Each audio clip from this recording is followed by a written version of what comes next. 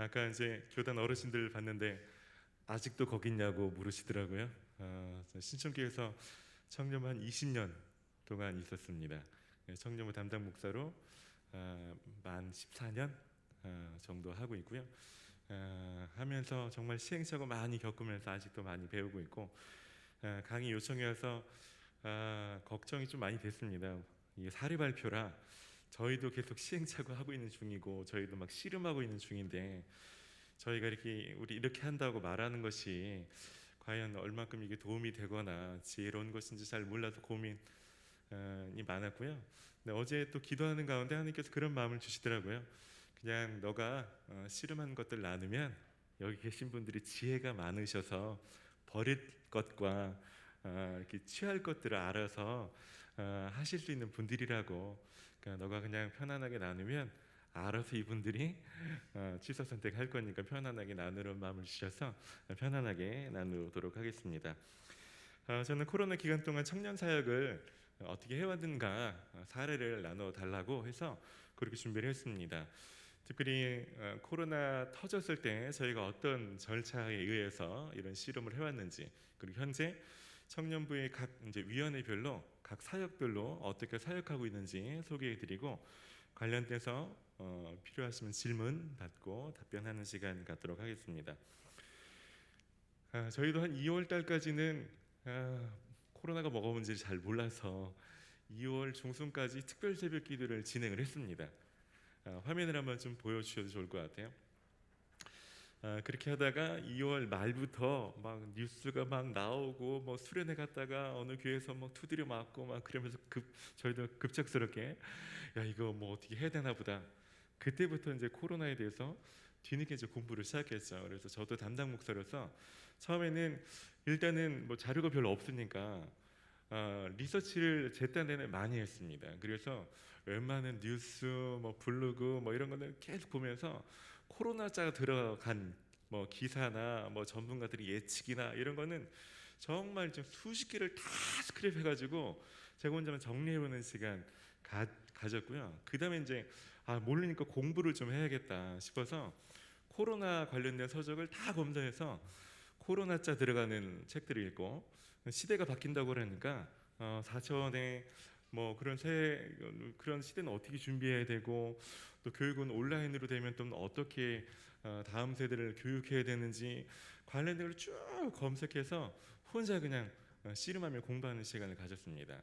그리고 나서 사역자들과 다른 교회 어떻게 했는지 좀 보자. 그래서 대형 교회들, 청년부 좀 잘한다는 교회들 홈페이지만 보지 말고 할 수 있으면 가가지고 직접 인터뷰하고, 코로나 전에 몇 명 모였는데 지금 몇 명 모이냐, 지금 셀 모임을 하냐, 뭐 온라인으로 어떤 걸 하냐, 리더들은 만나냐, 뭐 이런 것들을 계속 귀찮게 인터뷰를 계속해서 저희들끼리 그 봐야 우리 교회가 잘하고 있는 건지, 되게 못하는 것 같은데 다 같이 못하니까 조금 이렇게 안심이 되는 건지 리서치를 많이 하면서 이것도 도움이 많이 됐습니다. 그리고 저희가 이제 대응하기 위한 전략 회의들을 하는 시간을 가졌습니다. 여러 가지 리서치, 독서 혹은 뭐 탐방하는 것들을 놓고, 그러면 우리 앞으로 시대가 이렇게 바뀌니까 교육은 이렇게 하고, 선교는 이렇게 하고, 소그룹은 이렇게 하고, 예배는 이렇게 하고, 이런 것들을 나름대로 정리하는 시간들을 가져봤습니다. 그리고 사역자들과 이것들을 준비해야겠다, 저만 공부하는 게 아니고, 그래서 좋은 책들은 필독서로 선정해서 사역자들이 함께 읽고 공부하고, 아무래도 이제 패러다임이 전환이 되어야 사역이 전환될 수 있으니까 사역자들과 그런 씨름하는 시간들을 좀 먼저 가졌습니다. 그래서 가만히 있으면 해소되는 게 아니다. 코로나가 전문가들이 볼 때는 훨씬 오래 갈 거라 지금 우리가 발빠르게 나가야 된다.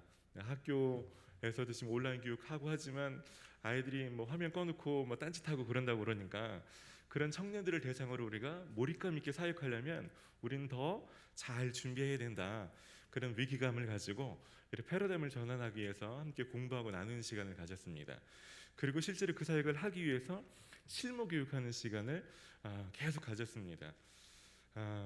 유튜브는 어떻게 해야 되는 건지 우리도 각 개인별로 잘하는 사람도 있고 못하는 사람도 있으니까 유튜브 혹은 OBS, 줌으로 쌍방향으로 소통하는 건 어떻게 하고 온라인 클래스를 수준 높게 운영하는 것은 어떻게 해야 되는지, 그리고 온라인상이 지루하지 않게 창의적 교수법으로 상호 소통할 수 있는 전문 에듀테크 프로그램들은 어떤 게 있는지 그런 것들을 연구하면서 사역자들과 계속 시연하고 그걸 계속 활용할 수 있도록 교육하는 시간을 가졌습니다.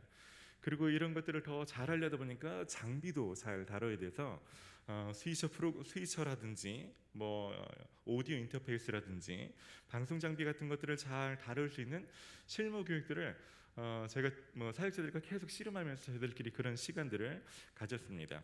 그리고 온라인상에서 아이스 브레이크는 어떻게 하는지 이런 고민들도 서로 나누고, 초창기에 했던 거는 그냥 격려하는 일들. 저한테 담당 목사로서 주신 마음은 잘할 생각하면 사역자들이 겁먹고 도전을 못하니까 잘하는 것보다는 뭐라도 하는 게 좋다. 지금은 우리가 지금 시작인데 뭐 어떻게 잘하냐, 그러니까 뭐 일단 하다 보면 열심히 하다 보면 잘하는 때가 올 수 있다. 그러니까 저 컨텐츠 생각하지 말고 뭐 웃기는 컨텐츠, 진지한 컨텐츠, 뭐 뭐든 아이디어 떠오르면 그냥 해라 해. 그래서 막 목사님 이거 해도 될 거 해, 이거 해도 될 거 해. 그러니까 무조건 좀 격려해서 시도하는데 의미를 두고서 그런 분위기 형성하는데 초점을 좀 맞췄습니다. 사역별로 저희가 지금 실제적으로 사역하고 있는 것들을 좀 말씀드리면, 첫 번째로 이제 예배 사역 관련해서 교회 직접 와서 옛날에는 주부를 보고서 예배가 어떻게 되는지 아는데 이제 유튜브로만 예배를 드리다 보니까 예배에 대한 감이 없고 오늘 예배 찬양은 어떻게 되고 순서는 어떻게 되는지, 그러니까 온라인상에서 예배에 대해서 미리 충분히 잘 공지받고 예배에 주도적으로 참여할 수 있도록 카카오 채널을 통해서 주일 말씀이나 찬양 제목이나 이런 것들을 사전에 배포하고, 화면만으로 예배를 저희는 청년부 예배를 1시간 반 정도 드립니다. 보통 1시간 예배도 힘든데 화면으로 1시간 반씩 드리니까, 기존에 오프라인 때 1시간 반 드리는데 좀 코로나라고 갑자기 예배를 막 반으로 퉁치기도 그렇고, 대신 기름 부으심이 있으면 길어도 듣지 않을까. 그러니까 시간을 줄인다기보다는 어떻게 하면 더 몰입감 있게 할 것인가, 그렇게 하다 보니까 설교도 귀로만 듣는 설교가 아니고 좀 보는 설교, 참여하는 설교로 좀 해봐야겠다. 그래서 뭐 두들리라는 프로그램이 있어요. 그래서 설교 전체를 한 1분 30초 전후로 해서 요약편, 예고편 이런 것처럼 하면 성경 봉독하고 나서 오늘 이런 설교구나 배경도 이해하고 사람들이 좀 깊이 듣게 하는 효과가 있는 것 같아요. 그래서 설교 도입 영상 같은 걸 만들어보고, 설교도 옛날에는 주로 이제 인용하는 구절만 자막으로 띄워줬는데 그것만 가지고는 집에서 핸드폰으로 보는 사람들한테 좀 힘들겠다. 그래서 주중에 제 설교 원고를 미리 작성해서 뭐 중간에 어떤 예화가 들어간다, 통계가 들어간다, 뭐 그러면 그런 자료화면으로 만들어서 좀 띄워줘야 애들이 중간중간 몰입감 있게 들어올 수 있겠다. 그래서 자료화면 많은 일들도 하고, 참여하는 일들은 어떻게 할 수 있을까? 집에서 애들이 설교는 제대로 듣고 있는 건지 졸고 있는 건지 모르니까 참여를 어떤 방식으로 하면 좋을까 하다가 때로는 설교 시간에 퀴즈를 내보기도 하고, 그래서 선착순 몇 명한테 상품을 주겠습니다. 그러면 애들이 막 수십 명씩 따다다다 문자가 오기도 해요. 그러면 그런 사람들이 이렇게 뭐 커피 쿠폰 같은 거 보내기도 하고, 설교 때 주중에 이런 책 읽었는데 좋더라. 그래서 혹시 이거 일주일 동안 읽고서 인스타그램이나 이런 데 인증샷을 올리는 사람은 내가 책값을 주겠다. 뭐 이런 식으로 아이들이 막 인증샷도 올리기도 하고, 매주 하진 않지만 이런 시도들을 해볼 때 아이들도 재미있어 하더라고요. 그리고 기존에 있던 유튜브도 조금 더 잘 보강을 하고 운영을 좀 강화해보자. 그래서 썸네일도 더 잘 만들어 보려고 애쓰고, 설교도 풀 설교 말고 짧게 한 설교도 더 체계적으로 좀 넣어보려고 하고, 찬양도 한 곡 단위를 끊어서 기회가 될 때마다 좀 편집해서 올리는 사역을 하기도 하고 그렇습니다. 그리고 주중에 설교를 어떻게 하면 또 리마인드하게 할 수 있을까? 기존에 했던, 저희는 매주 오프라인 예배 드릴 때는 명함 사이즈로 그날 설교와 대지 1, 2, 3를 명함 사이즈대로 만들어서 들어올 때 나눠주는 일들을 했는데 오프라인으로 못 드리니까 이건 이거들 하지만 사람들 핸드폰 배경화면으로 매 주일 설교를 배포합니다. 그러면 이번 주 설교 배경화면을 자기 핸드폰에 깔고 다니면서 이번 주 설교 이거였지 제목이라도 기억하고 핵심 적용이라도 할 수 있도록 핸드폰 배경화면을 배포한다든지, 아니면 설교를 카드 뉴스처럼 간단하게 요약해서 SNS에 올리면 아이들은 이번 주 설교 이거였구나 리마인드 하는데 도움이 많이 되더라고요. 그리고 예배 중간에 어차피 모이는 예배 한계 있으니까 개인 경건이 절대적으로 중요하다 싶어서 저희는 주일 예배의 첫 광고는 무조건 묵상 광고입니다. 묵상이 너무너무 중요하다, 묵상이 젊었을 때 최고로 중요하다, 묵상을 계속 강조하고, 그래서 저희는 생명의 삶으로 묵상하는데 묵상 개인적으로 하고 주변 사람들과 나누는 거 힘써달라 이런 강조를 계속하면서 모이는 예배와 흩어졌을 때 경건 생활이 잘 유지될 수 있도록 강조를 많이 했습니다. 지금 예배에서 저희가 좀 고민해보는 영역 중에 하나는 요즘 청년들은 더 미디어나 이런 데 밝고 예민하니까 안주하지 말고 이런 것들을 더 잘하는 교회들 혹은 그런 단체들 영상 같은 걸 리서치해서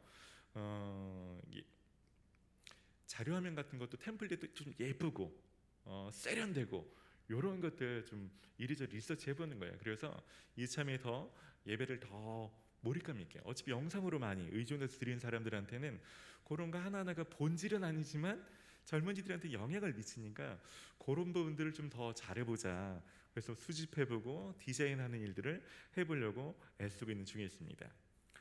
예배 사역 말씀드렸고요. 두 번째 새가족 사역 좀 말씀드리면, 새가족 사역은 코로나가 이제 본격화되면서 새가족 등록 자체가 뭐 어려운 때도 있었고 중간중간 등록이 또 살짝 가능한 때도 있고 그랬죠. 그래서 저희가 코로나 기간 동안에 등록 방식도 바꿔야겠다. 옛날에는 등록 카드를 손으로 쓰는 시기였는데 언택트 시대가 됐다고 그러니까 손으로 쓰지 말고 QR코드를 찍어서 온라인으로 등록할 수 있게끔 현장에서, 그러면 접촉이 이루어지지 않고 새가족 등록 카드를 작성하게 해준다든지 하고, 간식 뭐 앉는 거 이 모든 것들을 언택트 시대에 맞게끔 그런 방식으로 다 바꾸는 겁니다. 그리고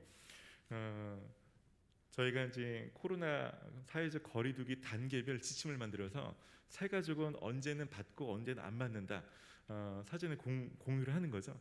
그러면 보통 1단계일 때만 저희가 새가족 등록을 받습니다. 1단계 때는 받아서 1주차, 첫 주차, 그러니까 1단계는 오프라인 모임이 좀 어느 정도는 가능해지니까 그럴 때는 첫 모임하고 끝 모임은 중요하니까 오프라인으로 하고 나머지는 온라인으로 한다. 그리고 나머지 1.5 이상은 다 이제 기존에 있던 모임은 온라인으로 마무리 짓고 등록은 받지 않는다 등 이런 절차들을 잘 만들어서 사역에서 애매모호하게 우왕좌왕하지 않고 명료하게 일들을 진행할 수 있도록 저희 그런 가이드를 만들고 진행하고 있습니다. 세 번째로 이제 교구 목양사역 좀 말씀드리면, 초반에는 어쩔 수 없었죠. 그래서 저희도 그냥 신방 열심히 하자. 만나는 거 안 되면 전화하고 전화 안 되면 뭐 문자하고 문자 안 되면 그냥 영상으로 찍어가지고 영상 메시지도 남기기도 하고, 뭐 가능할 때는 뭐 선물을 보낸다, 편지를 보낸다, 할 수 있는 것들을 동원하는 그런 초기의 시간을 보냈고, 그 다음부터 시간이 길어지면서 온라인으로 목양하는 게 뭐냐 이런 고민들을 하게 됐습니다. 처음에는 힘들었지만 줌으로 상담을 시작하는 거죠. 처음에는 어색했지만 줌으로 상담을 해도 아이들이 울고 불고 기도하면서 은혜 받고 속 깊은 얘기들을 다 하기도 하고 좋더라고요. 한편으로는 화면으로 보니까 온라인 상담하면서 칠판 같은 거에다 상담한 내용을 탁탁탁탁 써가지고 딱 보내주기도 하고 상호간의 화면을 보면서 하니까 오히려 더 깊이 상담하기도 하고 그런 일이 가능하더라고요. 온라인상의 아이들을 다 불러보기 힘들지만 교구 사역자분들도 온라인상에 우리 다 모여보자, 그 올참 모임이라고 방식은 뭐 유튜브로 하기도 하고 뭐 카톡 뭐 이런 걸로 하기도 하고 줌으로 하기도 하고, 이건 사역자 편한 대로 방식으로 온라인상에 전체가 모여서 하는 기도회, 온라인상에서 하는 뭐 토크쇼, 온라인상에서 뭐 하는 거 이런 거 계속 이리저리 계속 시도하는 거죠. 그래서 못 모이는 사람은 못 오더라도 모이는 사람이라 계속 모일 수 있는 거리를 만들려고 애를 썼습니다. 그리고 온라인 컨텐츠를 이리저리 그냥 해보는 거죠. 너무 손 놓고 있을 수는 없으니까. 그래서 사역자별로 혹은 사역 전체에서 기획해서 이러저러한 것들을 많이 시도해 봤습니다. 그리고 저희가 함께 뭐 성년의 날이다 교회에서 행사를 다 못하니까 네 되셨나요? 네 설명이요. 아 네. 저희가 뭐 여러 가지를 했는데 여러 가지 온라인 컨텐츠를 저희가 다 설명드릴 수는 없는데 예를 들면 저 같은 경우는 뭐 출근길 아침 기도라고 해서 아이들 출근할 때 한 5분 안쪽으로 기도할 수 있도록 성경 말씀을 뽑아가지고 제가 소리내서 선포한 기도 할 수 있거든요. 무슨 말이냐 믿는 자들이 능치 못할 일이 없느니라 여호와는 나의 목자신 이렇게 선포하는 기도를 하면 아이들은 출근하면서 귀를 꽂으면서 마음이 뜨거워지기도 하고 그 자막에 나온 성경 구절을 따라서 외치는 그런 기도를 하기도 하고 사역자들끼리 재미있는 뮤직비디오처럼 찍어서 올리기도 하고 신청곡 받아가지고 점심시간에 아이들한테 불러주면서 의뢰하는 라디오 방송 같은 것도 해보고 사역자들이 성익남이라고 성경을 읽어준 남자들 그래가지고 성경을 좀 재미나게 뭐 이렇게 뭐라 그러니까 드라마틱하게 자기들끼리 재미나게 웃으면서 하기도 하고 그냥 할 수 있는 거 이것저것 많이 해왔습니다. 네. 그리고 소그룹 모임을 말씀드리면 소그룹 모임이 제일 고민되는 지점이고 지금도 많이 씨름하는 지점입니다. 저희는 주일날 예배 끝나고 소그룹을 했습니다. 저희 청년부는 소그룹이 134개 셀이 있고 주일 끝나고 셀 모임이 되게 잘 됐던 편인데 이걸 온라인으로 다 이제 전환시키기가 쉽진 않더라고요. 아이들은 몇 가지가 있더라고요. 온라인 상에서 자기 얼굴 보여주는 게 부끄럽다고. 아이 주일날 이렇게 맨날 보고 살았으면 뭐가 부끄러울까 싶은데 이게 주일날은 어차피 예배로 오니까 씻고 치장하고 다 한 상태로 오는 게 상관없는데 코로나 시대에는 교회를 안 갈 때는 이제 잘 씻지도 않고 꾸미지도 않으니까 그런 상태에서 갑자기 화면을 보여달라고 하는 게 좀 부끄럽다는 거예요. 이제 여러 가지 이유가 있겠죠. 그러저러한 걸로 야 그냥 들어와라고 해도 잘 못 들어오더라고요. 그래서 오프라인 셀 모임을 온라인으로 가져오는데 생각보다 시간이 좀 걸리더라고요. 그래서 저희는 카톡으로도 괜찮다, 줌으로도 괜찮다. 저희 통계를 좀 내보니까 매주마다 셀 모임을 잘하는 데는 한 절반 정도 되고 격주라도 열심히 합니다. 포함하면 한 70% 정도 되고 한 달에 한 번 정도도 쉽지 않은 그룹이 한 15% 정도 되고 있습니다. 한 85% 정도는 뭐 어떻게 하고 있는데 나머지 15%는 아직도 쉽지 않은 것 같아요. 막 리더는 하는데 멤버들이 잘 따라주지 않거나 막 이래서 어려움을 겪기도 하는데 그 셀 모임을 하는 사람들 중에 한 45% 정도는 줌으로 하고 45% 정도는 카톡이나 다른 것들을 이제 활용해서 하고 있는 현황이에요. 저희도 이제 리더들을 통해서 설문조사를 받아보니까 그렇더라고요. 그래서 어떻게 하면 더 심도 깊게 온라인 모임을 할 거냐. 그래서 카톡으로 기도 제목을 나누고 리액션 달아주고 댓글 달아주고 이런 거 말고 어떻게 하면 더 얼굴을 맞대어서 보면서 더 깊이 있는 모임을 하게 해줄 거냐. 리더들한테 그런 어떤 설문지를 받으면서 그런 것들을 저희가 좀 해소시켜주는 일들을 씨름하고 있습니다. 그리고 때로는 설교 때 공동체의 중요성을 얘기해주기도 하고 어떤 툴을 사용할 수 있도록 가르쳐주기도 하고 아니면 사역자가 직접 투입돼가지고 아이들과 함께 줌을 하는 일들을 직접 해보기도 하고 여러 가지 것들을 하려고 지금도 씨름하고 있고 오늘 소개드리는 것 중에 내년에 가장 큰 중점도 아마 소그룹이 아닐까라는 생각이 들어요. 어떻게 보면 교육은 온라인으로도 효과가 더 높을 수도 있다는 생각이 듭니다. 그런데 아마 소그룹은 이게 오프라인의 어떤 임팩트를 대체하기는 쉽지 않겠다. 그래서 소그룹은 전 아직도 계속 씨름하고 있는 부분입니다. 소그룹을 잘하기 위해서 사전에 소그룹 모임 자료를 만들고 배포하는 일들을 했습니다. 그래서 온라인 상에서만 만나서 아이스 브레이크 같은 거 해야 되니까 뭐 같이 모였을 때는 셀 모임 할 때 아이스 브레이크 할 거 많은데 줌이나 뭐 카카오 라이브 이런 걸 볼 때는 뭐 뭘로 해야지? 그러니까 우리도 어서 이제 자꾸 연구해가지고 화면 볼 때 아이스 브레이크는 이런 게 있습니다. 리더들은 계속 연구해서 배포해 주는 거야. 그리고 리더도 리액션 없이 혼자 막 떠들어야 될 때가 있으니까 그런 거 할 수 있게끔 설교 자료를 미리 준다든지 셀 모임 자료를 미리 줘서 아이들한테 어떤 질문과 어떤 식으로 진행하면 좋을지 충분히 이 일들을 공급해 주려고 노력했습니다. 그리고 가장 중요한 건 리더들을 격려하는 일인 것 같아요. 저희도 이걸 교구 단위로 혹은 온라인으로 하다가 어제 한번 전체 100명 가까운 리더들을 불러 모아서 좀 격려해주고 싶다 이런 생각을 들었는데 리더들이 하나같이 자기가 잘 못하는 것 같은 거죠.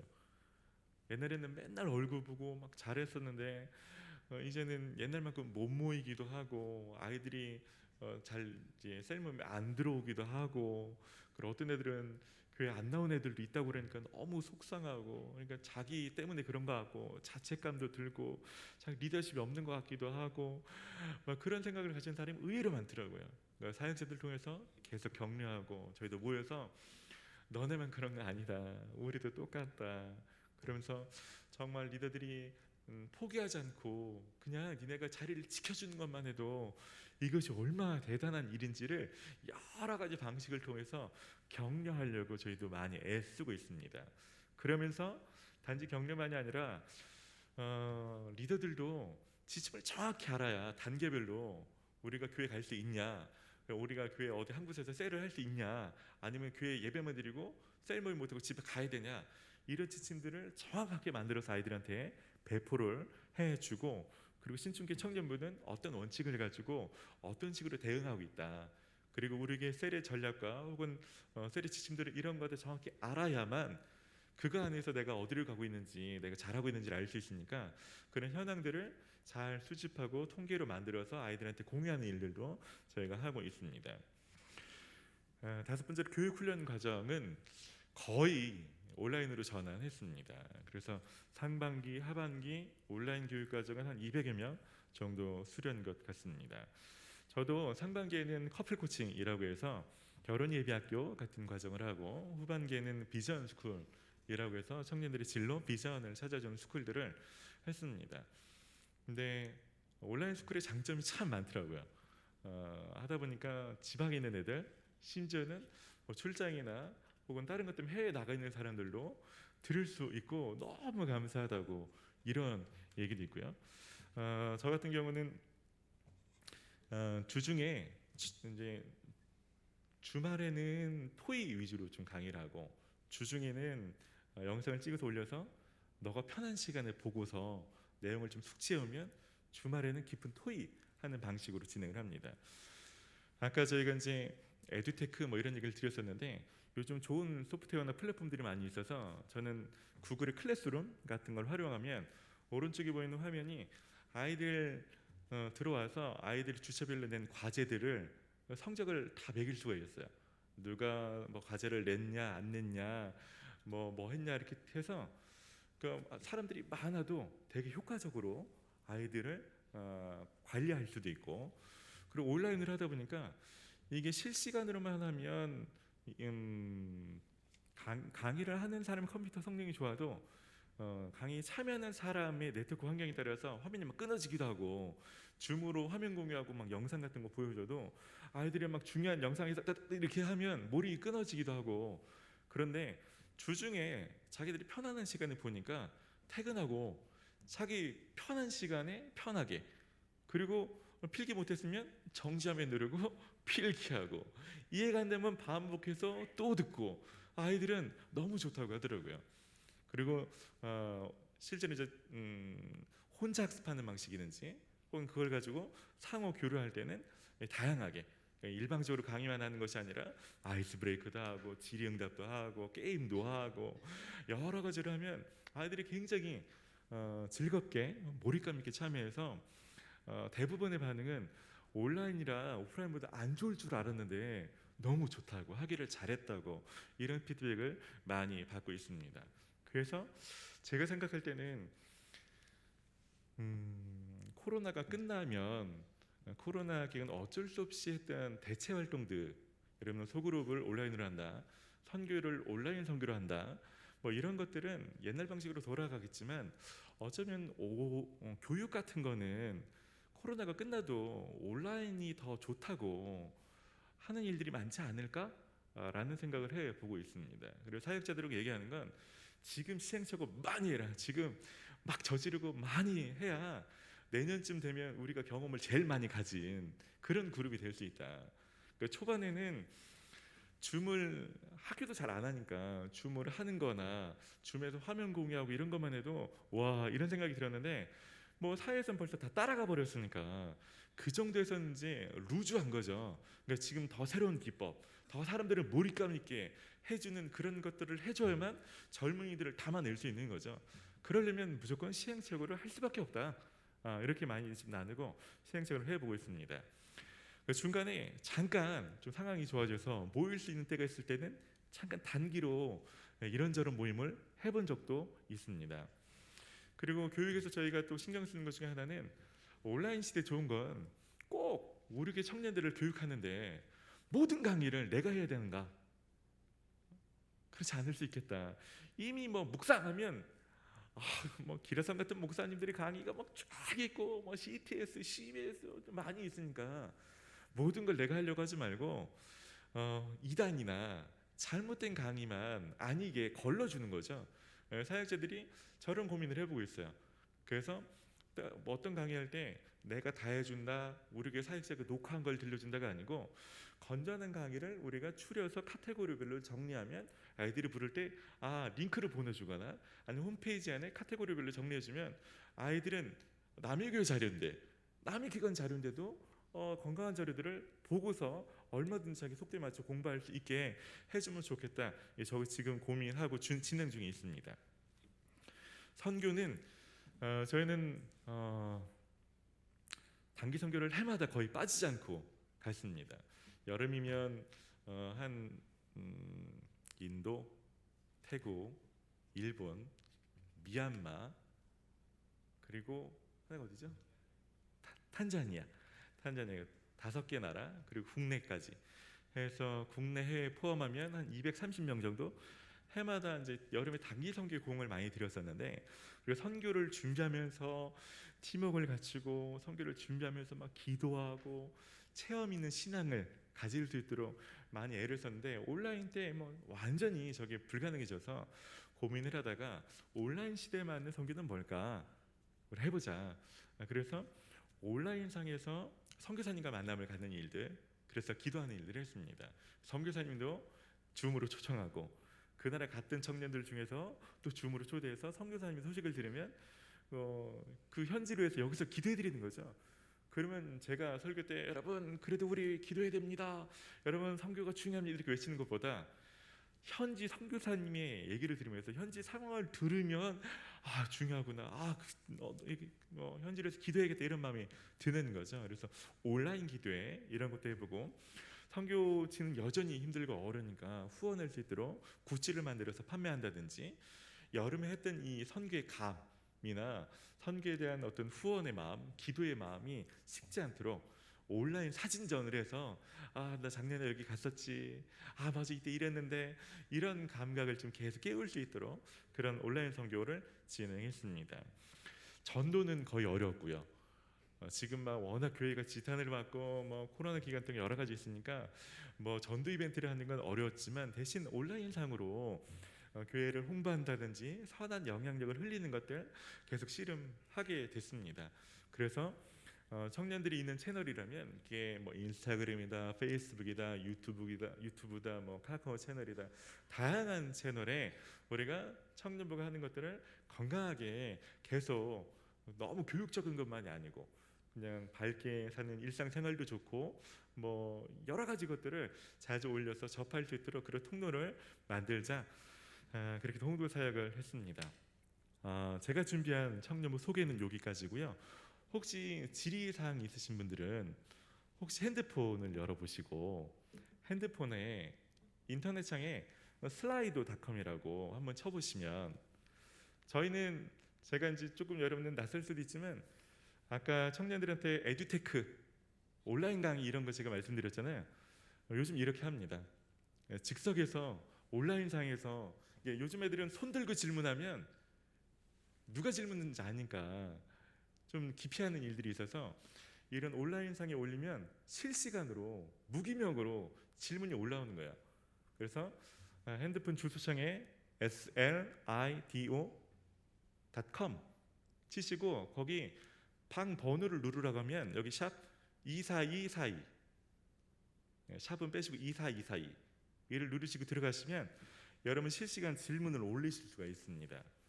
그리고 올린 것 중에서 시간이 없을 때는 저는 이렇게 합니다. 이게 여러분들이 글도 올리시고 남이 올린 글 중에서 나도 이게 궁금하다. 그냥 그거 이제 좋아요 표시 한번 눌러주시면 돼요. 그러면 좋아요 표시가 많이 있는 질문이 위로 가게 돼 있어요. 그럼 저는 시간 없으면 맨 위에 거부터 몇 가지만 다뤄주고 질문을 마친다든지 그런 식으로 질의응답을 진행하고 있습니다. 예. 제가 노트북이 여기 있으면 실시간으로 하면 이게 방송처럼 실시간으로 막 이렇게 올라와요. 제가 오늘은 그래서 실시간으로 여기 방송 사진이 어떤지 몰라서 제가 핸드폰으로만 보고 진행하도록 하겠습니다.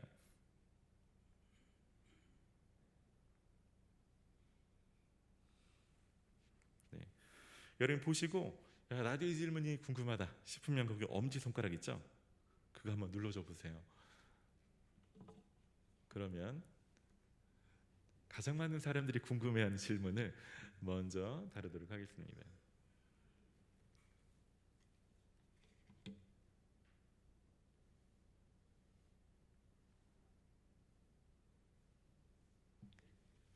청년들도 손 들고 하라 그러면 질문이 없는 줄 알았는데 무기명 공간을 만들어 놓으면 질문이 많습니다.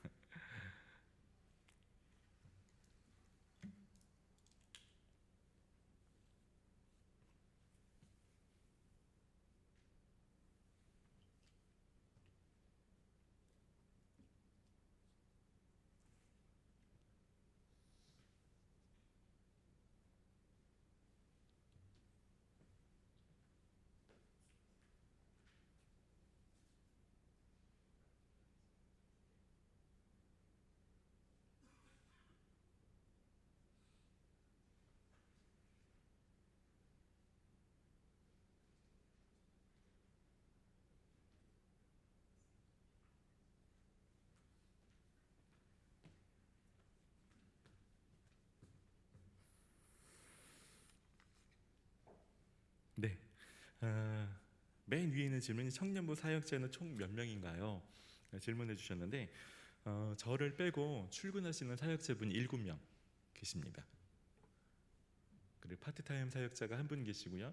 평신도 간사님이 6명 계십니다.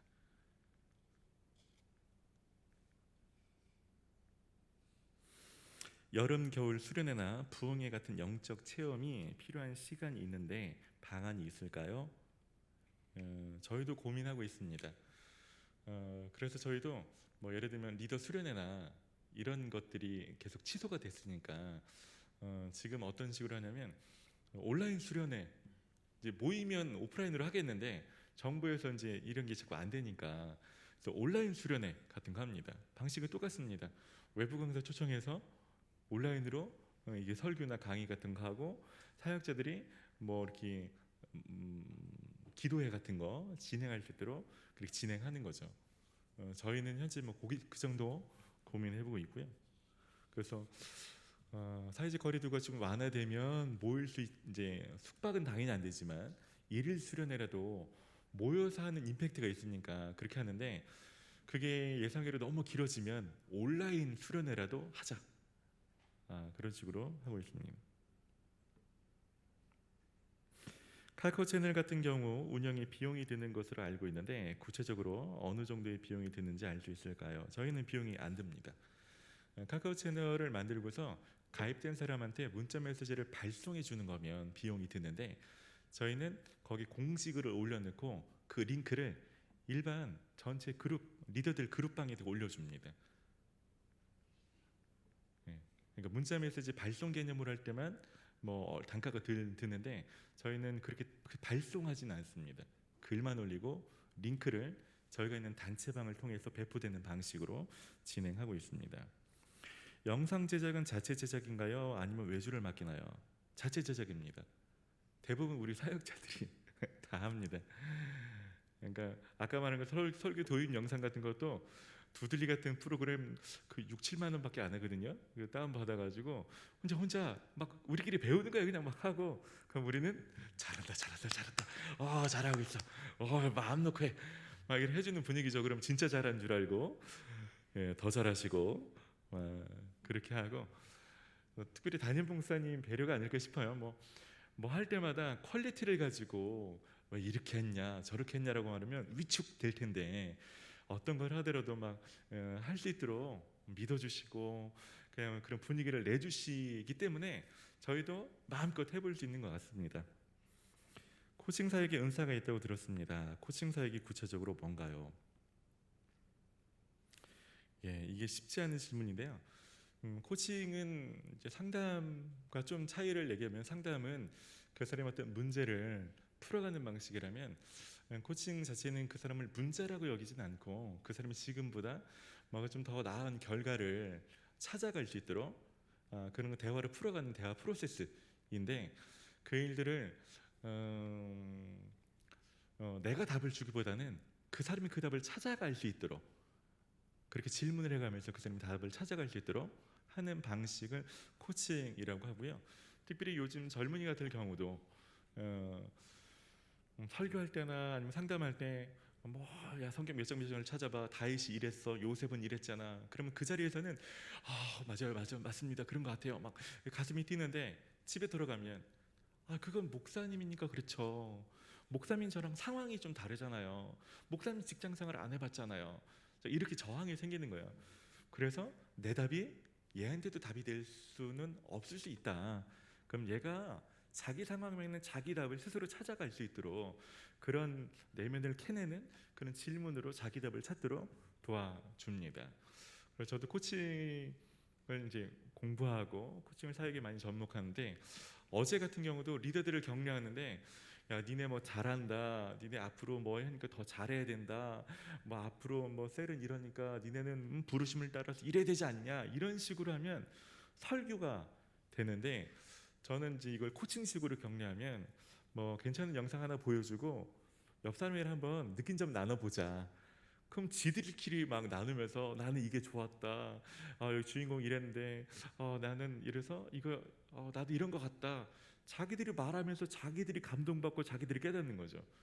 그러면 저는 자기들이 말하는 것 가지고 결단하고 기도하게 하는 거를 성경 구절 한두 가지를 해서 버무려 주는 방식으로 하면 아이들이 외부에서 어떤 이렇게 뭐랄까 권위자가 뭔가 가르침으로 교훈으로 막 이렇게 억압하는 게 아니고 물론 영적인 진리는 그렇게 해야겠죠. 영적인 진리적인 거 외적인 거 안에서는 그렇게 해나갈 수 있도록 도와주면 아이들이 훨씬 더 자발적으로 자원해서 많이 참여하게 되는 것을 많이 경험하게 됩니다. 온라인으로 전환하면 헌금이 가장 걱정이 되는데 어떻게 대처하고 있는지요? 여기는 뭐 저보다 더 뛰어나신 담임 목사님 계셔서 많은 고민하실 것 같은데 저희는 뭐 두 가지 생각하는데요. 예배 중이나 혹은 예배 전에 헌금에 대한 안내나 이런 부분들이 잘 되어 있어야 될 것 같고, 근데 제가 생각할 때는 뭐니 해도 사전에 헌금 교육이 잘 돼 있어야 되지 않을까. 예를 들면 저희도 이제 제자훈련 같은 과정에서 재정을 이제 재정이라는 챕터를 깊이 다루는 거죠. 그럴 때 11조나 재정생활이 왜 중요한지를 잘 가르쳐 놓으면 그때 결단했던 것들이 이런 위기 때 나오는 거지. 깊이 배우지 않았는데 설교 한 편 듣고서 갑자기 막 내가 이렇게 해야겠다 이런 거는 많이 없진 않을까. 저희도 그래서 매주 드린 예배든지 사전에 헌금 안내든지 뭐 헌금 리마인드리와 뭔가 이런 것도 해보려고 하지만 정작 더 중요한 건 평소에 교육과정 커리큘럼을 작성하거나 스쿨을 편성할 때 정말 중요한 주제는 거기 다 녹아져 있게끔, 중요한 시스템과 교육에 녹아져 있게끔 그것이 습득될 수 있게 해줘야 되는 거 아닌가, 그런 고민들 좀 해보고 있습니다. 사회적 교육은 교육뿐만 아니라 공동체에 융화되는 것을 동시에 진행해야 하리라 생각합니다. 교육은 온라인으로 진행한다고 하지만 새가족이 공동체에 녹아들게 하는 것은 어떻게 진행하시나요? 예, 이 부분이 저희도 쉽지 않습니다. 저희도 그래서 새가족을 무조건 받지 않습니다. 새가족을 잘 받는 게 저희 소그룹이 건강한 비결이라고 생각이 들어서 새가족 올 때에는 정확하게 얘기해서 일반적으로는 손님이 왕인 것처럼 생각되지만 저희는 그렇지 않습니다. 저희는 여러분들의 신앙을 잘 지도하는 게 목적이라 잘못하면 혼낼 거고 어떤 것들이 싫어도 필요하면 권면할 거고, 정확하게 등록 때부터 우리 교회가 어떤 걸 지향하는지, 여러분 등록한다는 의미는 뭔지 정확하게 세게 얘기해서 그런 것을 이수하거나 이런 사람들만 등록으로 받고 교육을 이수시키고, 그런 사람들 중에서도 소그룹의 문제를 일으키지 않는 사람, 진짜 막 이렇게 막 어렵게 하는 사람들을 사역자가 좀 데리고 있고, 그런 사람이 소그룹에 좀 들어가야 소그룹이 건강하고 좋아야 그 다음에 사람들이 소그룹 좋다, 셀댐이 변화된다, 그래야 이제 담아낼 수 있는 그릇으로 역할을 하는 거죠. 그러다 보니까 지금 코로나 기간 동안에는 새가족을 빨리 새가족을 사역자가 교육하면서 공동체성을 경험한다든지, 그다음에 셀에 넣어서 공동체를 경험한다든지가 지금 코로나 기간 동안 잘 못하고 있는 거죠. 왜냐하면 등록도 못 받고 있으니까.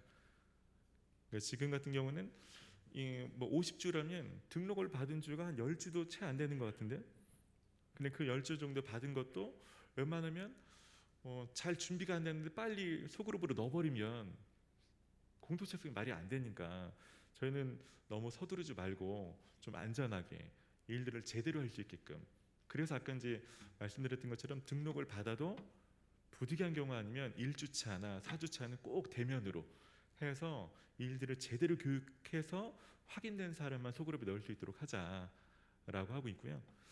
오프라인 공동체성, 이제 오프라인이 중요한데 코로나가 길어지고 1.5단계 이상이 되면 오프라인으로도 할 수 있는 방법이 없는 것 같아요, 지금 상에는.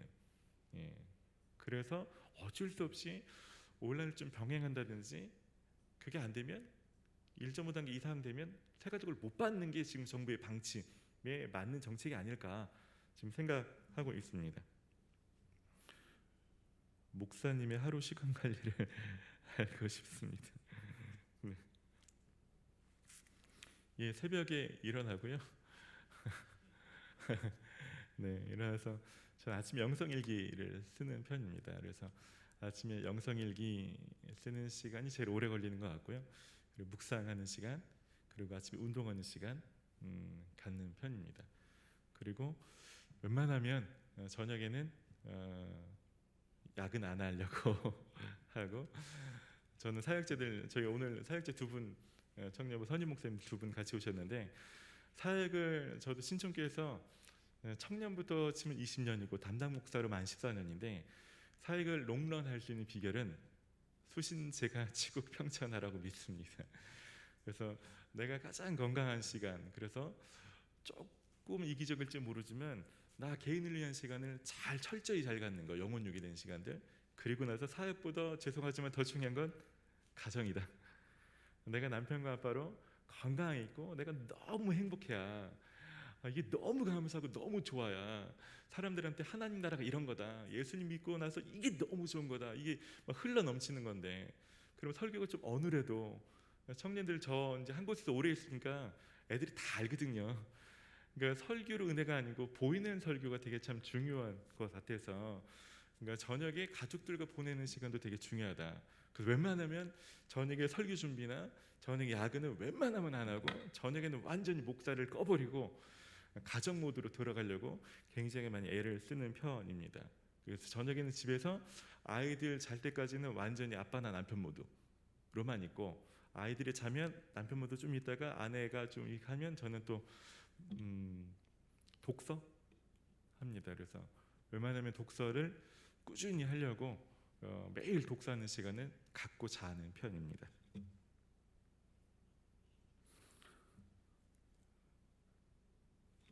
목사님 제가 시간은 괜찮을까요? 아, 이 질문을 계속 올리시고 있는 것 같아서 네. 줌이나 카톡 등의 세일 사역을 할 때 동기부여를 어떻게 시키시나요? 시도를 해봤는데 참석률이 저조해서요. 네, 저희도 저조합니다. 네. 근데 이거는 아무리 잘해도 겪어야 될 과정인 것 같아요. 그러니까 아마 올리신 분이 못해서가 아니고 난다긴다 하는 분이 와도 지금 어떤 시즌의 변화의 시즌이라 이게 차츰차츰 끌어올려야 되는 거 아닐까라고 생각이 들고 할 수 있다면 여러 가지인데 사람의 성향상 이 기술 때문인지 아니면 부끄러워서 그런 건지 아니면 모임의 이유를 성경적으로 몰라서 그런 건지 시간이 자기한테 적합하지 않은 것인지 아마 여러 가지 이유가 있는 것 같아요. 제가 코칭하면서 느낀 건 내가 생각하는 건 답이 아닐 수 있다. 그러니까 상대방의 답을 들어보는 게 좋겠다. 그래서 아마 이 질문하신 분의 그 아이들한테 청년들한테 계속 물어보면 그 중에 상위 몇 가지가 추려지고 거기에 맞는 전략을 쓰시는 게 가장 전략적인 접근 방식이 아닐까라는 생각이 듭니다. 비대면에 익숙해서 오프라인의 예배가 약해지지 않을까요?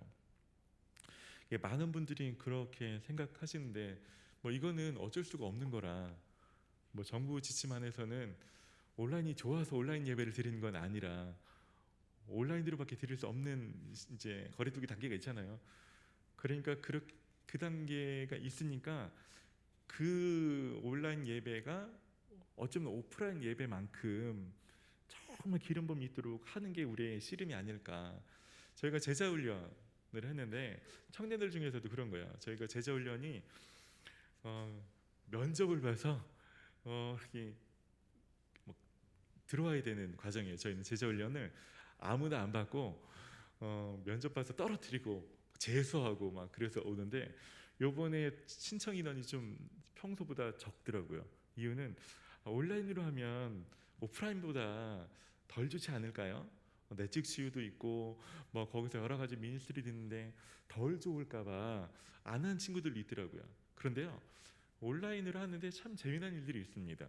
온라인으로 막 성령 세례를 강의하고 기도하는데 온라인으로 기도해도 방언이 터지더라고요. 온라인으로 하는데도 불구하고 아이들이 정말 깊은 은혜를 받습니다.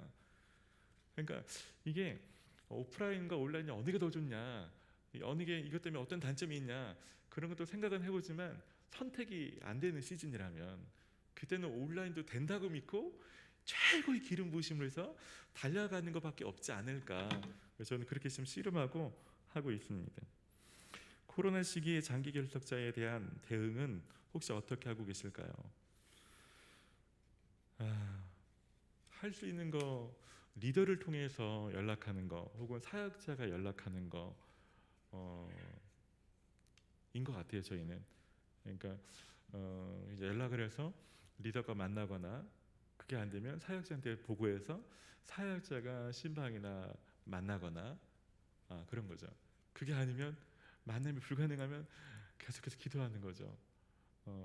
아마 더 좋은 방법이 있으면 같이 누군가 좀 공유해 주시면 좋을 것 같아요. 저희도 뭐 씨름하고 있습니다. 청년 중 한 명이 상처가 있어서 다른 청년에게 상처를 주어 잘 다니던 지체가 시험에 들어 교회에 나오지 않고 있는데 상처 많은 청년을 어떻게 양육해야 할지 고민이네요. 네. 이런 경우는 저도 상담이나 코칭 할 수밖에 없는 것 같아요. 해결했더니 답이 있는 게 아니라 왜 상처받았는지 좀 안다든지 혹은 상처받은 이유를 알아도 그것을 해결해주는 기법도 너무 다양해서 그 사람이 처한 상황에 따라서 그러니까 저도 상담을 코칭 배우면서도 수천 시간을 했어요. 상담을 해보면서 느끼는 건 어지간한 문제는 해결된다.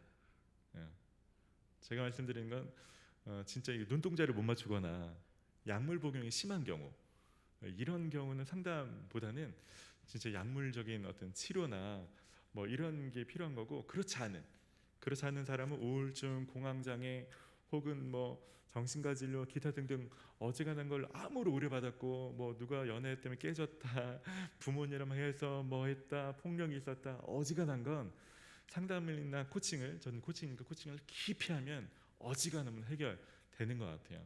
그래서 여기 목회자 분이시면 만나서 기도하면서 한 마음의 귀를 기울여서 이렇게 애를 쓰고 하면 좀 뭔가 접점이 찾아지고 그 부분을 내가 아는 선에서 계속 얘기해주고 내가 아는 선으로 이겨나갈 수 있도록 돕다 보면 해결되는 지점이 있지 않을까.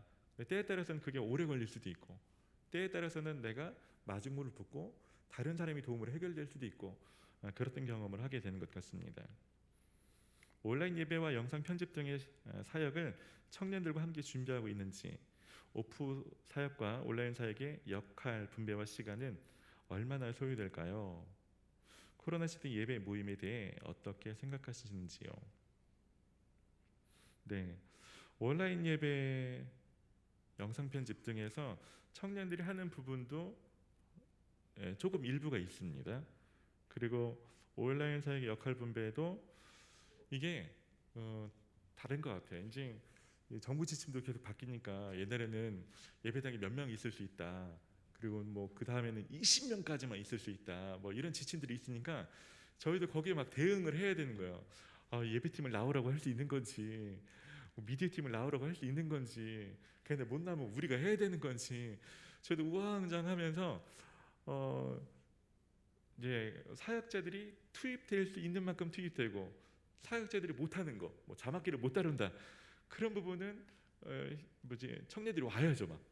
근데 그게 정부의 지침에 어긋나지 않으면서 최소화할 수 있는 거 이런 지점을 계속 찾아가고 있는 중인 것 같습니다. 그런데 정부 지침의 2.5단계는 봤더니 그 20명도 아니고 혼자 하라고 써 있어서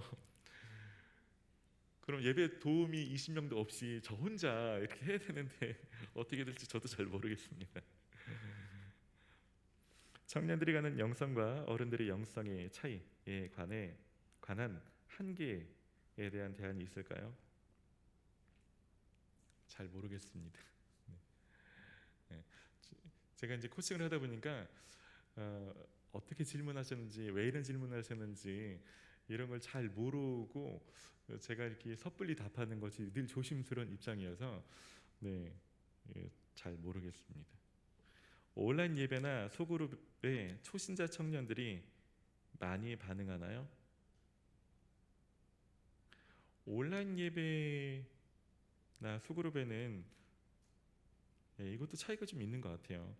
기존에 오프라인 때는 당연히 이제 저희가 새가족이 많거든요. 1년에 등록한 새가족이 많은데 대부분은 예배를 드려보고 요즘 청년들은 한 번에 등록하지 않거든요. 한 번에 등록하지 않고 간 본다고 그러죠. 몇 달 동안 심지어 몇 년 간 보는 친구들도 있어요. 그리고 등록하는데 나중에 저희가 설문을 하거든요. 새가족 등록할 때 그러니까 왜 등록했습니까? 라고 물으면 대부분 예배가 좋아서요. 이런 질문이 있고 혹은 누가 친구가 전도하면 여기 셀이 좋아서 공동체가 좋아서 이런 거 있으니까 오프라인 때는 당연히 그게 좋아서 청년들이 많이 왔던 건데 온라인 시대에 정확히 어떤지 저희도 이제 뭐 몇 년 동안 피드백을 받은 게 아닌가 지금 저희도 이제 그런 것을 파악하고 있는 중인데 그래 중간중간에 저희가 이제 오프라인 등록이 가능한 때 등록을 열어보면 또 갑자기 막 등록을 막 하는 거예요 사람들이. 그래서 그런 거 보면 온라인으로 간보던 친구들이 온라인으로 간보던 친구들이 등록하는 걸 보면 온라인으로 들여보다가 이 교회 등록하고 싶겠다라고 생각해서 등록하는 거 아닐까.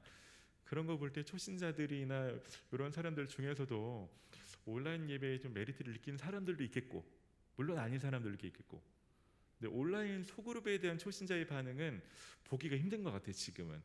왜냐면 아까 제가 말씀드렸듯이 초신자가 문제가 아니고 기존 신자도 온라인 소그룹을 이제 막 형성하고 활성화시키는 단계이다 보니까 초신자들은 아마 더 힘들지 않을까 이런 생각을 해보게 됩니다. 예. 질문 이제 그만 올려주시면 네. 예, 여기 한 네다섯 개 남았으니까 이것만 하고 마치겠습니다. 쌀 리더 중 새로운 리더들을 세우기 위해 만나지 않고 언택트로 세울 수 있을까요? 세울 수도 있겠죠. 세울 수도 있지만 뭐 정부 지침이 이게 교회에서 소그룹 모임을 못 하는 거지. 뭐 1대1로 사적으로 좀 만나는 정도는 가능하니까 정말 중요한 케이스. 그러니까 소그룹 리더를 세우기 위해서 여러 번 만나야 된다면 그 중에 온라인으로 할 수 있지만 온라인으로만 하고 대면은 안 한 상태에서 리더를 인직한다? 그러기에는 아쉬운 점이 좀 많이 있지 않을까라는 생각이 듭니다. 저희는 리더 세우는 게 되게 중요하다고 생각을 해요. 영혼을 맡기는 거니까. 그래서 저희는 리더는 까다롭게 좀 세워야 되지 않을까. 그래서 제자 훈련은 반드시 맞춰야 된다든지 하고 사역자랑 매주 모이는 리더 모임에 빠지지 않고 나와야 되고 성품과 역량과 리더십을 어느 정도도 가지고 있든지 아니면 그걸 끌어올릴 수 있는 열심히 있든지 그러지 않고 애매모호한 사람을 내가 부탁해가지고 야 너 좀 해라고 막 이렇게 막 해서 세우면 반드시 밑빠진 독처럼 사람이 이렇게 계속 빠져나가는 일들이 있더라고요. 그러니까 그런 거를 하려면 대면으로 만나서 임팩트 있게 정확하게 설명하고 정확하게 헌신하고 서약하고 그렇게 해야 되는 것들이 있고 어쩔 수 없을 때만 온라인으로 병행해야 되지 않을까 생각합니다. 리더들 교육을 위해 정해진 시간이 얼마나 되며 리더의 역할이 어느 정도 수준을 목표로 하는지요.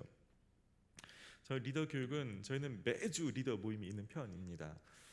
네, 리더를 세우기 위한 절차는 저희는 제자훈련이라는 스쿨을 수료한 사람들만 리더가 될 수 있어서 제자훈련을 할 때 정확하게 훈련을 시킨다든지 하고 또 리더 되기 전에 헬퍼를 거쳐야 되는데 헬퍼들 스쿨이 있고 신임 리더가 되면 신임 리더 스쿨이 있고 이렇게 집중 교육이 한 3번에 걸쳐서 제자훈련, 헬퍼 스쿨, 리더 스쿨이 있습니다. 그 외적으로는 1년에 이제 리더 세미나나 리더 수련회 때 어떤 신앙적인 공급이나 이렇게 해주는 것들을 전체적인 차원에서 하고 매주 모이는 사역자와 진행하는 리더 모임은 교육 위주의 모임이라기보다는 셀 모임처럼 그래서 묵상을 나눈다든지 예배한다든지 기도 제목을 듣고 할 수 있도록 그러니까 리더가 셀 모임을 경험하지 않고 리더는 사역자와 점검 모임을 하면서 너는 은혜로운 셀 모임을 해라 이게 불가능한 거죠. 자기가 경험한 수준을 넘어갈 수는 없으니까 사역자가 리더한테 셀 모임하고 똑같은 모임을 잘 해주고서 그거에 흉내를 내서라도 해야 모임이 이제 되지 않을까. 그래서 저희는 매주 리더 모임은 교육보다는 셀 모임 위주로 가는 식으로 하고 아까 말씀드린 대로 집중 교육으로 리더를 훈련하는 시간들 갖는 편입니다. 예. 마지막 2개 남았습니다. 이제. 다 끝났습니다, 여러분. 네. 시대의 변화에 민감하게 대응하는 것과 더불어서 변화가 더딘 신앙에 대한 지속적인 교육 사이에서 뒤가 이어지겠죠? 요즘 청년들 대표적인 특징과 그들의 필요는 무엇일까요? 이 질문이 정확히 이어지는지 제가 잘 모르겠네요. 이어질 것도 같고 끊어질 것도 같고. 네. 어쨌든 앞에 질문은 제가 잘 이해가 안 됐고요. 뒤에 질문을 답변 드리면 요즘 청년들 대표적인 특징과 그들의 필요는 뭐 한 가지로 규정하기는 당연히 어려운 것 같습니다. 저희 청년들 같은 경우는 20살부터 30대 중반 후반까지 있거든요. 그러니까 이게 청년을 어디에 맞추는가에 따라서 니즈가 다 달라지는 것 같아요. 대학생들하고 취업 준비생이랑 30대 초반과 30대 중반에 어느 정도 직장에서 안정된 사람의 니즈는 완전히 달라지기 때문에 좀 니즈가 되게 많은 것 같습니다. 대학생들의 니즈는 크게 보면 이제 공부, 취업하는 거, 자기개발, 그리고 연애 이런 측면이 많은 것 같고요. 직장인들에게는 당연히 이제 결혼과 안정적인 직장 생활이라든지 자기 진로의 안정성, 좀 의미 있는 삶, 뭐 그런 것들이 많이 있지 않았는가라는 생각이 듭니다. 네, 아까 연결 질문입니다. 마지막 질문입니다. 상처 주는 청년이 조현병을 앓고 있어서 다른 지체들에게 상처를 주고 있고 조현병을 앓고 있는 것은 다른 청년들은 모른 채 상처를 받고 있습니다. 네, 그렇다고 다른 청년들에게 이야기할 수도 없는 상황입니다. 상처가 치유될 때까지 기다려야 할까요? 전 두 가지인 것 같습니다. 저는 이런 경우에 저는 우울증이 심각하거나 지금처럼 공동체에서 누군가에게 어려움을 주는 사람은 사역자가 직접 커버하게 하고 소그룹에 넣지 않습니다. 저희는. 왜냐하면 그 친구도 공동체가 필요하지만 이미 공동체에 들어온 사람도 돌봄을 받아야 될 대상이라 그 친구가 뭔지 모르는데 괜히 들어가서 모임을 끊고 사람을 가르치고 어렵게 하고 그래서 나머지 사람까지 힘들게 하는 거는 안 되도록 그런 친구들은 그래서 아까 사교조 단계나 신방 단계에서 사역자가 잘 파악해서 힘들 때는 사역자가 직접 자주 만나준다든지 상담을 한다든지 그런 식으로 많이 애쓰고 할 수 있으면 그런 것들을 잘 해결할 수 있는 전문가. 그래서 저희는 어지간한 거 안에서 제가 할 수 있는 건 제가 직접 상담을 많이 하고 저도 힘든 거는 주변의 상담 센터 이런 데를 연결해 준다든지 그런 식으로 하고 그렇지도 않다면 저희도 한계를 인정하죠. 우리가 다 이렇게 뭐 치료해 줄 수 있다. 우리 오면 다 해결된다. 그렇지 않은 영역도 존재합니다. 자, 오늘 답변은 여기까지 하도록 하겠습니다. 긴 시간 강의 잘 들어주셔서 감사합니다. 고맙습니다. 수고하신 목사님께 다시 한번 감사의 박수 해주시죠. 고맙습니다. 짤막하게 시간이 좀 남았고요. 교육국에서 요청하는 것만 제가 하려고 합니다. 제 소개 먼저 하면 저는 청주에 있는 내덕교회에서 지금 10년째 담임 목사로 사역하고 있는 김민웅 목사라고 합니다. 교육국에서 요청한 건 여러분들이 네트워크를 좀 형성해 주시면 좋겠다라는 겁니다. 그래서 어떻게 할까 고민했는데 마침 오늘 강의해 주신 목사님이 여기 그 게시판을 만들어 놓으셔서 여기다가 여러분들의 카톡 아이디를 좀 주시면 여러분 소개를 하시면 네트워크가 만들어지지 않을까 이런 생각을 해봅니다. 왜 제가 이제 네트워크 만드는 거에 대해서 이야기를 드리냐면 여러분 뭐 제가 어떤 정치적인 게 아니니까 이해하고 들으십시오. 전모 씨께서 사고를 치셔가지고 난리가 났었죠. 그때 제 친구 목사가 수도권에 있는데 저한테 전화가 왔어요. 야, 내가 너한테 누구 욕 좀 하면 안 되냐 그러는 거예요.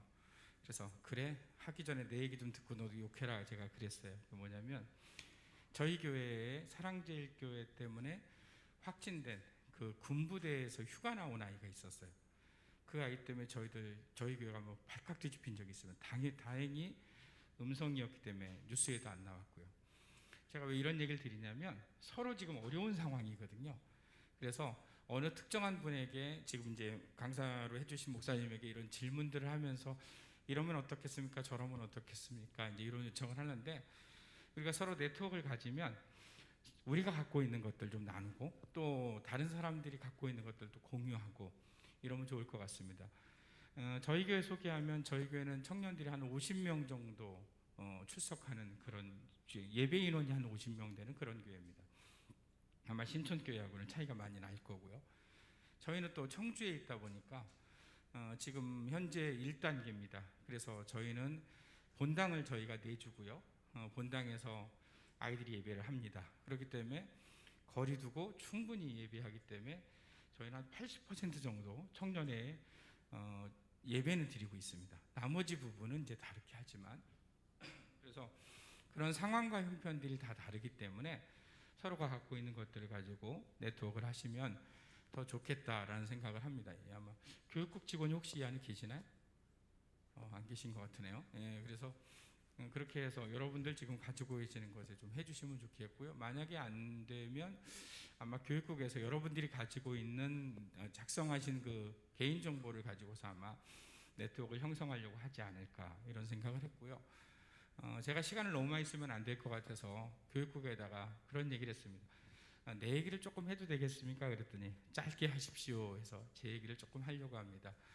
저는 지금부터 15년 전에 공군에서 군종 목사로 전역했습니다. 그러니까 청년 사역을 억지로 청년 사역을 하게 되는 거죠. 왜냐하면 군대 갔다 오신 분들 아시겠지만 아무리 부대가 커도 대부분 80%는 병사고 20%만 군인 가족들인 경우들이 많기 때문에 청년 사역을 했습니다. 그리고서 15년이 지났는데요. 제가 있을 당시에 군종병을 포함해서 대부분의 병사들이 79년생부터 81년생, 82년생까지 있었습니다. 그 얘기는 뭐냐면 15년이 지나면 담임 목사의 목회 대상인 장년부가 되더라라는 겁니다. 그래서 아마 저보다 훨씬 목회를 많이 하시고 우리 선배 목사님도 계시고 제 친구 목사도 이 자리에 앉아 있지만 청년부 목사님들에게 담임 목사로서 이런 얘기는 조금 하고 싶다라는 생각이 들어서 제가 조금 메모를 해봤습니다. 첫 번째는 뭐냐면 이건 이제 제가 중소교회에서 담임하는 목사로서 청년부 목사들에게, 청년부 포함해서 우리 교회 부교육자들 가운데 교육 담당하는 목회자들에게 제가 하는 얘기인데요. 여러분도 좀 이해하시고 들으시면 여러분의 사역에 조금 더 좋은 양념이 되지 않을까 이런 생각을 하고요. 첫 번째는 뭐냐면 집밥을 먹도록 가르치면 좋겠다라는 겁니다. 우리가 아는 것처럼요. 청소년부에서 신앙생활을 하다가 청년들로 올라오면 애들이 예배 시간에 멘붕 아닌 멘붕이 들어요. 왜냐하면 한 번도 불러보지 않은 찬송가를 부르는 겁니다. 그리고 한 번도 들어보지 못한 스타일의 목사의 설교를 듣는 겁니다. 그런데 문제는 뭐냐면 이 아이들이 지금 현재 목회하는 담임 목사와 평생을 가는 아이들인 거예요. 그러니까 목사는 그 멘붕에 빠진 아이들을 어떻게 해야 되나 이런 생각들을 하거든요. 그래서 여러분들이 청년부 담당 사역자도 계시고 담임 목사님도 계시지만 청년부 사역자라면 그 아이들이 자극적인 피자나 이런 것들에 대한 것들도 관심이 있고 유튜브나 이런 것들 때문에 아까 뭐 첫 번째 강의 시간에 우리 총회장님 말씀하신 것처럼 아니죠, 두 번째 시간 강의하셨던 분의 얘기처럼 15초짜리 틱톡, 그 15초짜리 틱톡에 반응을 보이는 아이들을 놓고 목사는 40분 설교를 하고 있는 겁니다. 그렇기 때문에 그것이 아이들에게 좋은 집밥이 되도록 여러분이 설교하시는 부분에서 담임 목사의 목회에 함께 동역해 주시면 좋겠다라는 거고요. 두 번째는 동사 목사라고 생각하고 사역하시면 좋겠다 이런 생각이 듭니다. 뭐냐면 저도 청년부 사역을 해보니까 이래요. 청년부 아이들이요 분명히 청년의 회원입니다. 그런데 사역을 하다 보면 다른 목회자와 또 연관성이 있어요. 왜냐하면 각 부서에서 또 일을 하다 보니까요. 근데 이 아이들에게 내가 어떻게 할 거냐라는 고민들을 되게 많이 하게 되죠. 제 친구 목사 하나가 평택에 있는 큰 교회에 동사 목사로 가 있습니다. 아마 2, 3년 지나면 아마 담임 목사가 될 겁니다. 그런데 그 친구 얘기를 들어보면 담임 목사가 목회하는 것에 대한 이걸 이제 이어받는 상황이죠. 그러니까 본인의 사역에 있어서 내가 이제 곧 담임이 될 거기 때문에 담임 목사라는 생각으로 사역의 자리에 서 있고, 그러면서도 현재 담임 목사에 대한 이런 여러 가지 것들에 대해서 잘 이해하려고 하는 부분들이 있습니다. 실제로 담임 목사는 청년부 사역을 하는 그분이 그냥 교육 담당 목사라고 생각하기보다는 나의 한 교구를 담당하는 교구 목사라고 생각하는 경우들이 가장 많습니다. 그래서 여러분이 동사 목사로 좀 사역을 해주시면 좋겠고요. 세 번째는 작년 목회의 그림을 그리면서 여러분이 좀 해보시면 좋겠다는 거예요. 지금 코로나 상황이니까 참 좋습니다. 뭐냐면 저도 마찬가지인데요. 우리 장로님들에게 장로님이 우리 카메라 사야 됩니다 그러면 아무 말이 없어요. 텔레비전 좀 키워야 됩니다 그러면 아무 소리가 없습니다. 지금이 어떻게 보면 가장 좋은 기회다라고 볼 수 있거든요. 여러분이 마음껏 계획하시고 대신 담임 목사님과 많은 대화가 필요하겠죠. 그래서 하신다면 여러분이 작년 목회를 하는 것처럼 여러분이 하실 수 있지 않을까 이런 생각을 해보고요. 다섯 번째는 부흥을 좀 여러분이 경험하시면 좋겠다라는 겁니다. 그래서 청년부 사역이 힘듭니다. 당연히 힘들어요. 저도 힘들었고요. 제가 군종 목사를 있을 때도 힘들었습니다. 그런데 지금 15년이 지나니까 저희 교회의 가장 주축이 되는 집사님들이 40대 초반들입니다. 만약에 그때 사역에 대해서 제가 고민하지 않았으면 그분들하고 아무것도 못했을 것 같아요. 아까 이제 줌으로 이렇게 하신다고 했는데 저도 그 40대 목사들 신자들하고 뭘 했냐면 우리 부교육자에게 그 각 가정마다 한 4만 원 정도의 간식을 다 배달해달라. 요즘 배달의 민족 있잖아요. 다 배달을 시켰어요. 그리고서 한 10몇 가정이 되는데 그 가정을 다 줌으로 연결하는 겁니다. 그리고 줌으로 연결해 놓고서 제가 일부러 구입한 줌 말고 그 30분 동안 사용할 수 있는 줌이 있어요. 그걸 일부러 연결했어요. 왜냐하면 이건 30분밖에 안 되는 거죠. 그러니까 아무리 목사가 떠들어도 30분밖에는 못 떠든다라는 게 이제 있는 거예요. 그리고 그래서 식사기도 해주고 그냥 편안하게 저도 음식을 먹고 거기 있는 젊은 집사들도 같이 식사를 하면서 이렇게 했습니다. 왜냐하면 제가 군인교회 목사로 있을 때 해봤던 일이기 때문에 그렇습니다. 그래서 여러분들이 그렇게 좀 해주시면 좋겠고요. 6번째와 7번째는 한 가지인데 영향력 있는 언어를 사용하시면서 좀 꿈을 꾸시면 좋겠다라는 생각을 해봅니다. 그래서 여러분들이 가지고 있는 청년사에게 그 열정이 10년 후에 20년 후에 담임 목사로서의 좋은 꿈을 꿀 수 있는 그런 것들, 여러분이 사용하는 언어들을 듣는 아이들이 결국은 이제 여러분에게 얼마 전에 참 감사했어요. 제가 요 얘기까지만 하고 마치려고 합니다.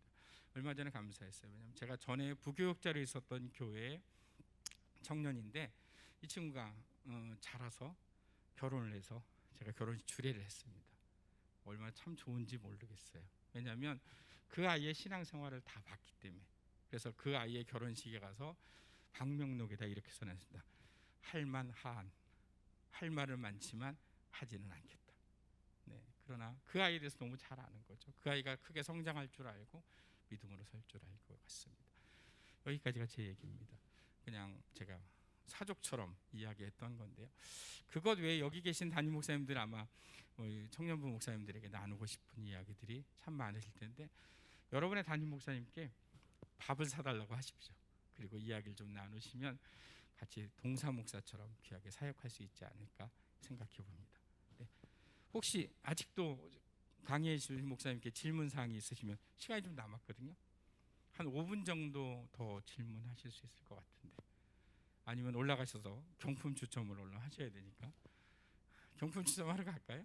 네, 네 고맙습니다. 수고해 주신 분들 감사합니다. 네, 모든 거 마치겠습니다.